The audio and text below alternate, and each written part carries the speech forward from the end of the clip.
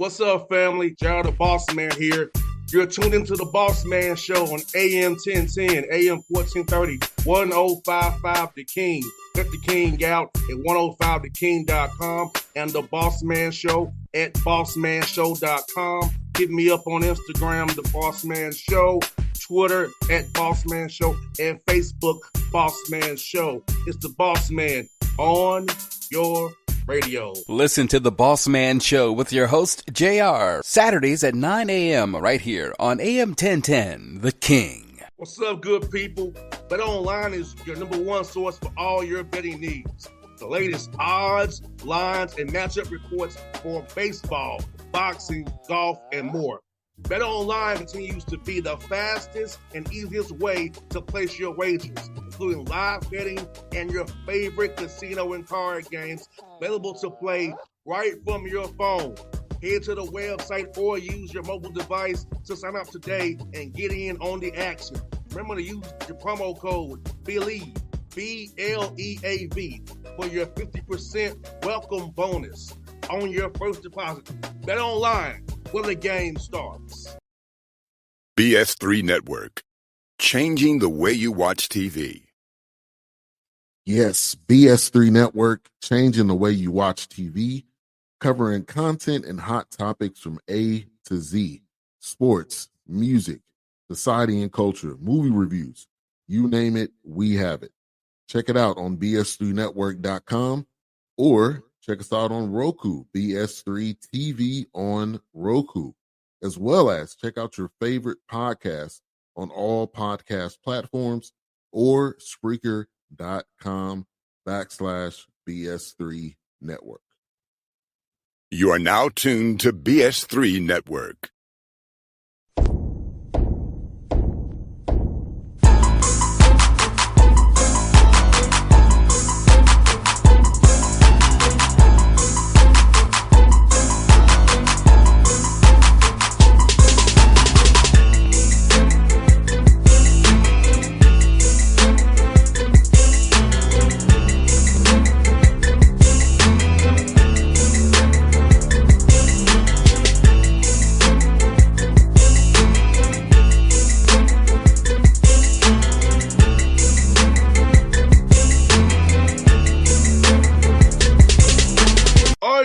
Back on the Bossman Show. We're going to Langston University, the Langston Lions. Coach Quinton Morgan, we've been the Bossman Show, heading to his 9th year as a head coach. They unfortunately dropped the game this past weekend, but they're going to bounce back real strong. Coach Morgan, good to talk to you, man. How things over in Langston, man?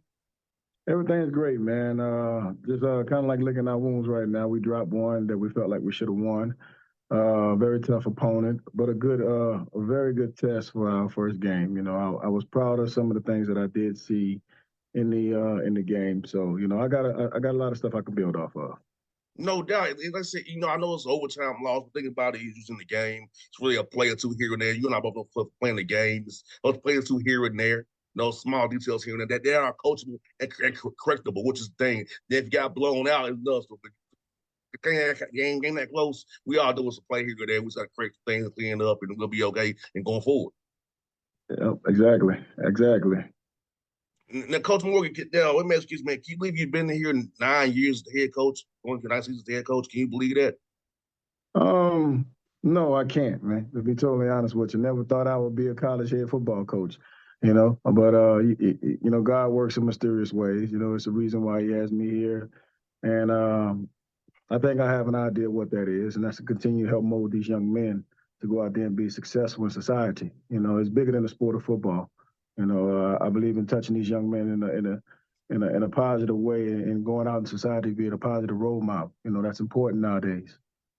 No doubt, Coach, and I feel like they're so important. And I know we talked off air about us playing at HBCU schools. You played Jackson State, I played Tennessee State, used to Southern for a while.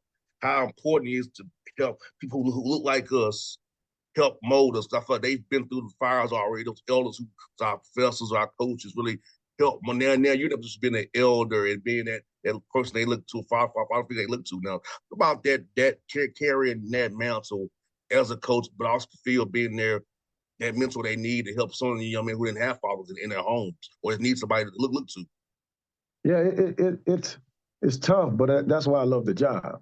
You know, that's what makes a coach a coach. You know, the coach characteristics has to be an unselfish person. You know, and you got to be a person who's non-judgmental, and you got to be a builder. You know, you can't be afraid to build and help these young men out. It's like I said, like you just said, you know, with mental health and all these different distractions that these babies are encountering nowadays, that, you know, we have to give them the wisdom that we know, you know, and you know, drop a little knowledge on them. And I think it's very, very important. You know, we can't be selfish with the knowledge that we have gained through our life lessons. You got that right. And this is the most important time to mold us. I mean, 18 to 24 is when we're really trying to come into adulthood, figure out who Yes. we are. So you coaches and college get us at that crucial point, you know, first years of our lives. It's gonna so give us that foundation for the rest of our lives. So it's very important that you get the right people in your life who really care about you, not look at you just as a number or a X and O per se to help them win and keep their jobs. Yeah, exactly. But, you know, I feel like if you take care of the student athlete and you show that you care, the win's gonna come. You know what I'm saying? Everybody's heard that analogy. You know, if you love a coach, if you love your coach, you'll run through a brick wall for him. Well, you know that's you know, you got to reciprocate that though. As a coach, you got to show that type of love. Like, hey man, you know, you're more than just uh, uh, a pawn in this chess match. You know, you got to treat them better than that. You know, and that's the reality. I have open door policy for my kids, man. They can get a hold of me at any given time. I'm gonna stop what I'm doing, and they can get a hold of me at a given time. Like I treat them like they're truly a part of my family, and that's why we're so successful as a program. No doubt. And you know, like you said, Coach Morgan, like I feel like coaches will be a lifelong relationship, not just a 4 year one. So talk about when you see your former players text you about them getting married, having babies, opening up businesses, and how happy you are knowing you played a small part in that young man's development in his life. Man, that's like one of the biggest things ever. You know what I'm saying? It's refreshing. You know, it shows that all your hard work, you know, has paid off. You know, and there's no feeling like other. It's just like watching your child. You know what I'm saying? To be totally honest with you, and I put it to you like this here. I've won championships here, and when my recruits come in, okay, I don't show them my championship trophies. I show them we have a big old poster of individuals that's on the team that has a 3.0 or better. Okay. And we got like 35 kids on that board. Okay. Some with 4.0s, stuff like that. So that's what I sell them. Like, to use the game and don't let the game use you. You know what I'm saying? And it's important that we do that. We gotta keep realistic goals for these kids. You know what I'm saying? Don't short them on the academic phase of it, because it's important for them, because that's going to be the only way they can set up their foundation later on in life. And as you can say, go open up those businesses. You know what I'm saying? And you know, go on and do special things in the real world. You know, so we got to make sure we're pushing that academic side for these kids too, man. Exactly. Now, I'm a prime example of it. My degree is in business, and I stopped communications, but I turned that business degree into a 12-year career in radio. So I'm an example of what you can do with your degree. I don't have communications, but I have business. Now, so I can Exactly. handle the other things outside of the radio show, because football piece, the basketball piece, I know it backwards and forwards. But the Exactly. business piece is like that degree is helping me out off the air. That's right. That's right. Exactly. Off the air. Exactly. Yeah. Absolutely. Now, Coach Morgan, as kids, man, I know you say you didn't think you was gonna become a coach. At what point did you kind of get the bug to become a coach, though? Okay. So, I mean, I was always around the game. I loved it, but I didn't think I would be a head football coach. I should have, you know, clarified that statement. You know what I'm saying? You know, my first head job was a head softball coaching job. Okay, here at Langston University, that was my first head coach job. Okay, and I can honestly say coaching softball taught me how to coach. I was coaching softball and I was a part of the football coaching staff as well. All right, so I was doing both. I was doing the defensive backs and co-coordinator for football, and I was the head softball coach. But coaching those young ladies taught me how to be an effective communicator, believe it or not. Okay. because the same rah and fuss that You I'm doing with can't these young, you can't say can't talk the same way to them. You talk to the I can't football look, team. look, I can't leave football practice and go to softball practice, have the same tempo. It's over No, with. It's over with. no way, no how. So listen. So I it taught me how to coach, man. I fell in love with being a head softball coach. I'm not gonna lie to you. It was one of the funnest games I've ever coached. The young ladies are competitive.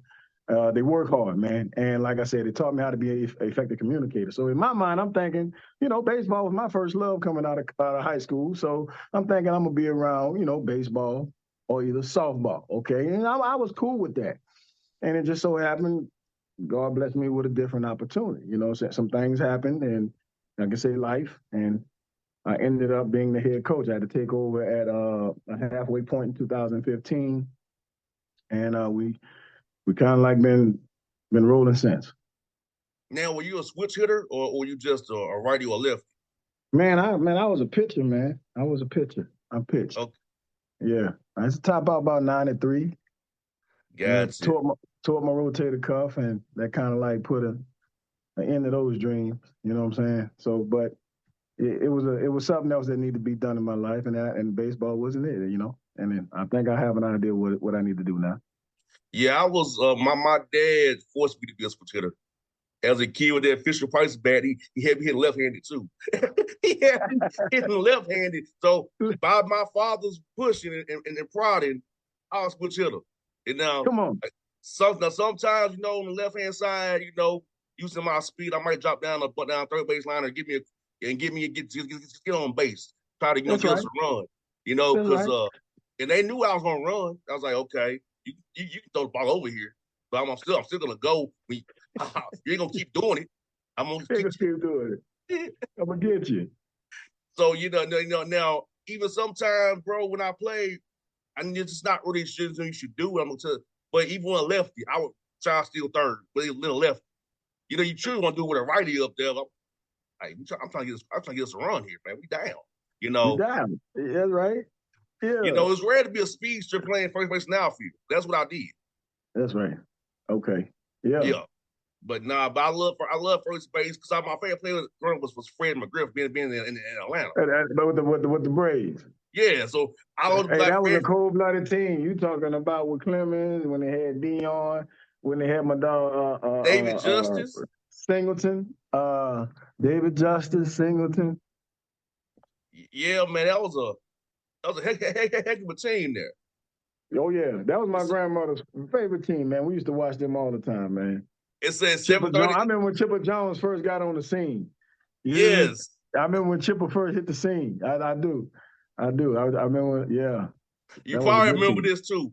It's 6:35, Fresh Prince at 6:05, and Braves 6:35 on TBS.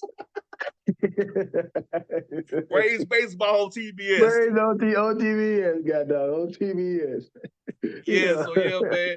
Yeah, baseball was one of my sports too, but I decided to settle on basketball and football, ugly football. But yeah, man, so yeah, my dad had me out there, brother. He said, you like that Fred McGriff? I'm gonna show you how to be like the Fred McGriff guy.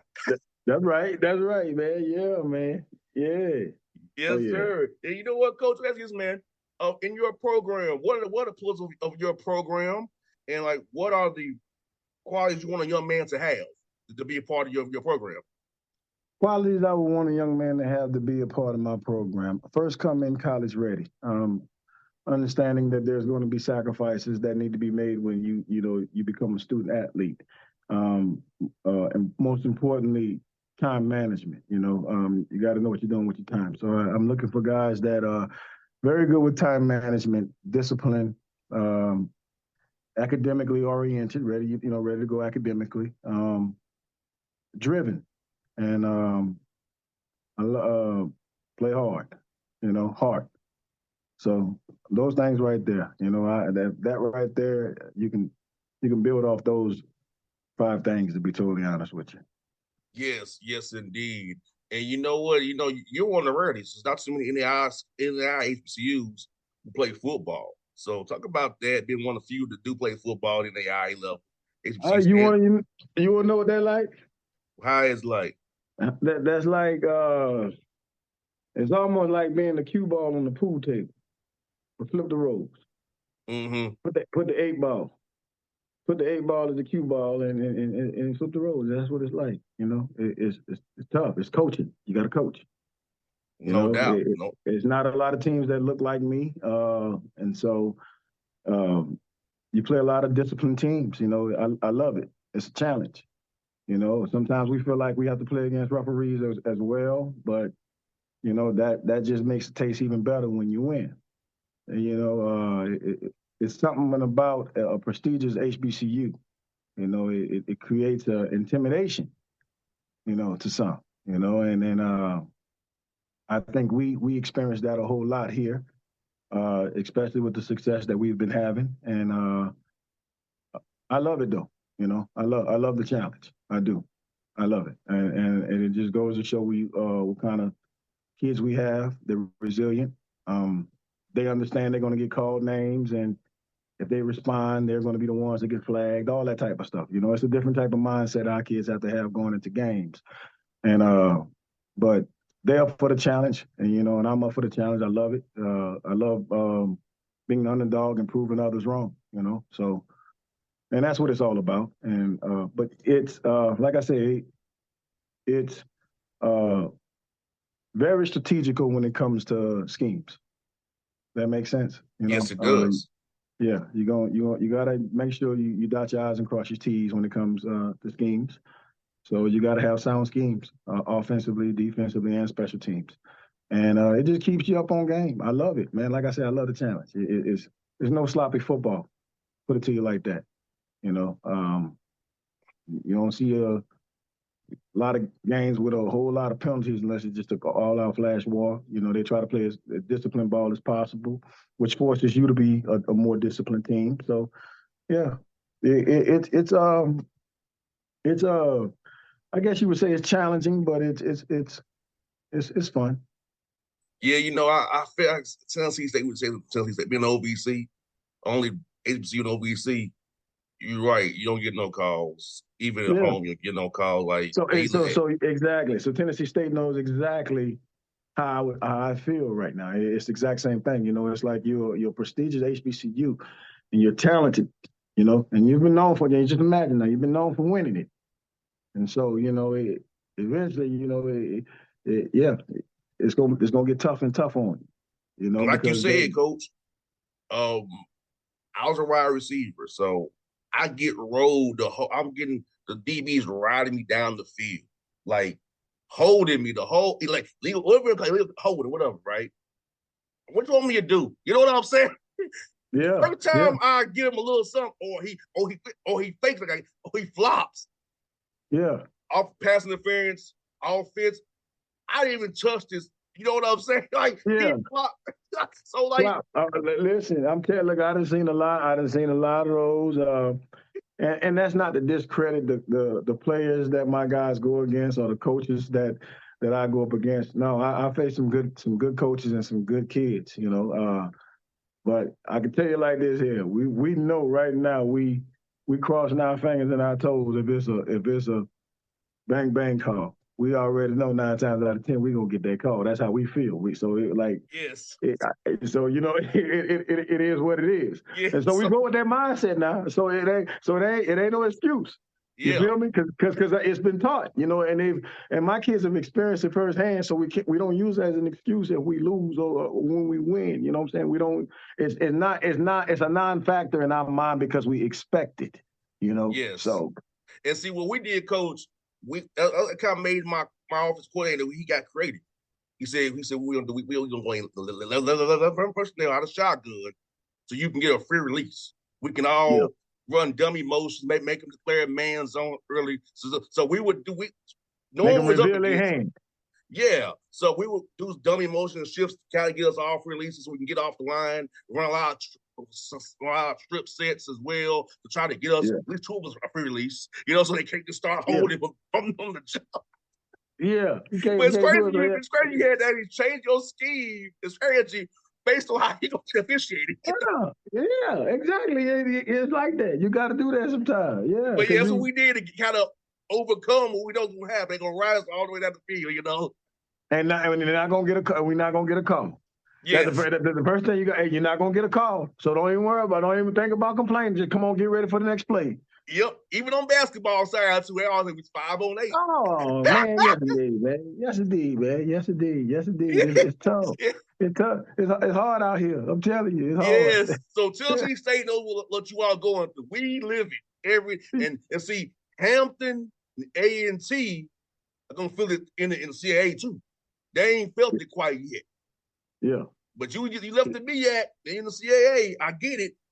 You're going to feel the burn of what we dealt with all these years in Tennessee State. And you what you dealing with, too. Yeah.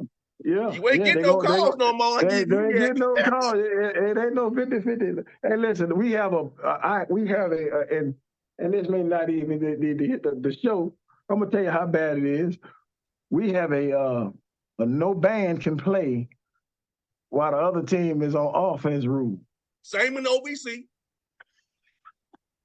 So, but this is the bad part. I'll ban these soldiers. So you go look at what other teams got bans, and they make you do like this here. Okay, we the only team got a ban. Yes. So that rule was specifically made yes. for us. Yes. That's in the OBC the same thing. Now our band be hey, y'all gotta calm down, man. That's me. Sometimes I gotta tell my band director, hey, Dr. Gordon, he be going. Look, he be going, man. Hey, Doc, you gonna give me a penalty now? They done got me one or two. Yes. Got me one or the halftime show goes too long. 25. They hit me for 25, sometimes 30. And like later, personal found next hustle. I kind of Tennessee State. Laying the game. Yeah, they getting it. I ain't even mad though. They got the tempo going, the momentum and shift. Don't think about it with coach. Sometimes in the third quarter, we came out stiff and sluggish. Yeah. It was 30 minutes halftime almost. In the back of the end zone, warming up. In the back of the end zone now. I'm talking about you in the back. Yeah. Hey, especially the game in Memphis too. That was okay. That they didn't come out, but in the OBC, it was a homecoming day. Yeah. They go in, they hitting doing the top, Offering and Fire, they hitting all the songs and everything. The supposed like conduct, Tennessee State, delay of game. Delay of game. Goddamn. It's funny. Like we had the same thing. But it's funny, but it's true though. Yeah, man. It is. You gotta love it. That's some good stuff there, Coach. Man, I got a couple more for you, man. Okay. How has the transfer portal things and the other conferences helped you get more better high school players come play for you? Because they're not getting recruited because of the COVID years and all that other stuff. So how has that helped you? All that helped me tremendously, to be totally honest with you, because I believe in the art of building student athletes, you know what I'm saying? And not just looking for the quick fix all the time, if that makes sense. Yes. By hunting the transfer portal, you know what I'm saying? The foundation of your football team is going to be that good, true freshman class. You need to get a freshman class and have them stick together for 4 years, because then you're formulating a system. So I think it's important to have a strong foundation with that freshman class. And so it helped me tremendously, which was already the way I love to recruit anyway, was to get, top quality athletes that were incoming freshmen and continue to mold them. I believe in taking a 2-star and turn them into a 3 or 4-star by the time I get done with it, that type of stuff. And so it's like taking a blank sheet of paper and writing your own novel on it, long story short. So that's why I love recruiting a freshman class, and that portal process and, everybody taking advantage of it has helped me to land some real good quality incoming freshmen, man. And so, yeah, it helped me out in the long run. No doubt. That's what for your coaches, man. Like when you're not on the field doing your thing, coaches, man, what's the things you do to kind of decompress from this game that we mean you both love, man? Man, fish and my babies. Most importantly, man, I got 3 beautiful kids. Addison J. Morgan, man, Carter Samuel Morgan, and Major Quinton Morgan, man. they're my life. You know what I'm saying? So it's spending time with them. We go fishing, do little things. Hang out. Just being a dad, man. That's my biggest decompress right there. Being able to go home and talk to them or hug them, say their prayers with them at night, and that's more decompressing to me than anything. To be totally honest with you. It's funny you say that because that's one first thing me and my dad did there was fish. My dad had me out there fishing with him, because I'm my dad's only child. He had me late in life. I put it Yeah, like that. So he think he's gonna have no kids, yeah, but he met my mom. He was doing his thing in his 50s. Catch my drill. yeah, yeah, So, yeah, so like my dad, he really was like, man, look, I don't know how I'm gonna have with you because I'm a little older, but I'm gonna show you everything I have. yeah. That's what he did for me. That's what's up. He showed me everything he had. That was seeing today, him still be pushing strong. My dad is in his 90s, man. Come on, man. Still That's a pushing, blessing. still pushing strong, brother. That's what's up, man. So he gave me everything he gave. I'm glad the Lord is keeping him here, keeping that get good health to help me. Hey, look, he must have lived a good life, man, for real. Man, look, my dad seen a lot of stuff, man. He talks to me about the civil rights movement in Atlanta. He saw all that stuff, bro. So all that, First-hand knowledge of it. first-hand knowledge, man. You imagine what he has seen in his lifetime. He's seen a whole lot, including the black president. He's seen a whole lot from slavery to seeing a black president. You know what I'm saying? So he has seen a whole lot. His dad was a sharecropper, which ain't nothing but slavery, of no way of slavery. Yeah, My grandfather was a sharecropper. yeah. You know, My mom and them, my grandmother and them grew up on the plantation as well. Yeah, you all know, right around Clinton, Louisiana, man. yeah, bro. Live by this, bro. My dad was born in 1931, 1931. Good God. and Boy, I'm he done born in seen a whole '85. lot. You born 85. Think about that. Yeah. Dang. Think about that. Yeah, that's something else right there. You're cold blooded. Yeah, like so. Yeah, like I said, I like as he got me late, but hey, to have this man in my life, as long as I had him, think about. I was talking about he's lived 92 years. Think about it, Yeah. he have me that age. You think, well, may have And him 20, 30 years. You know what I'm saying? Max looks at how life actually goes, but I'm blessed. 92. that's right. You had an opportunity to build a relationship with him. And I learn from there all the time. Like the stuff that we seeing going on in the world, he's already saw it. He saw what it was. He said, we're going backwards, son. That's all. That's it. History don't do nothing but repeat itself. That's it. He's telling me that this is going backwards. For the wardrobes, everything. Yeah. Everything going backwards. Yeah. Going right So back to what everything. so people like you, I said I want to see my father. Like I want to talk to because I don't know how long he's gonna be here still, So when I go see my father, it's be like a 4-hour conversation with my father. He's telling me That's stuff. what's up. It was up, man. So that's why I'm thankful that I have him around to teach me and help ground me because if I didn't have him, I would probably made something bad as if I didn't have him around. Yeah.